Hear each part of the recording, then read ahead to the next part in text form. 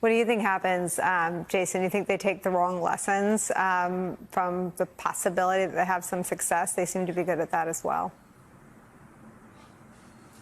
Well, Nicole, I think they've taken the right lessons, and the right lessons are you can rally people around a lie based on white supremacy and sexism and nationalism and homophobia and everything else like that. And a key thing to understand why Republicans are optimistic next year, even if they're sort of waving themselves and wrapping themselves in a Trump burrito, is they're going to cheat.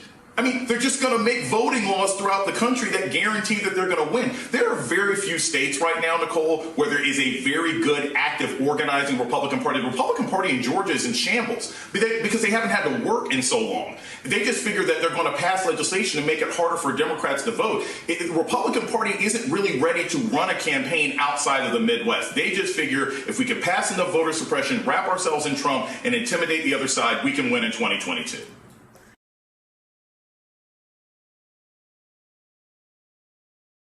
Charlie, the only thing I disagree with Barbara Comstock on there, she called it the Thelma and Louise thing, is we're already at the bottom of the cliff looking up from the wreckage. It's over. He's driven the Republican Party off the cliff. He's pushing through voter suppression and voter nullification laws. Frankenstein is becoming, Frankenstein and his family.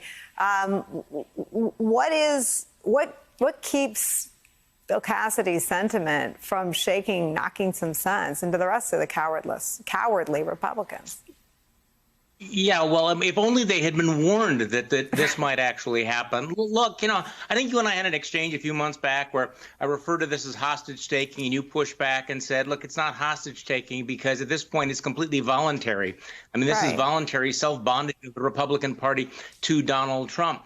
But look, Republicans actually think that they are going to win. They think they're on a glide path to win in the midterm elections. So they don't think that they're at the bottom right now.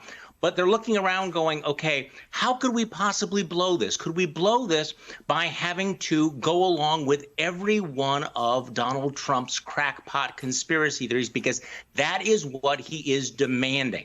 And again, I find this utterly extraordinary how many off-ramps this party had to get off of Donald Trump. Senator Cassidy is talking about how he lost the House and the Senate and the presidency. That would have been a good time for Republicans to turn the page. Instead, they figured that they were going to stay on board despite all of the experience they've had with Donald Trump's narcissism and his petulant demand that they toe the line.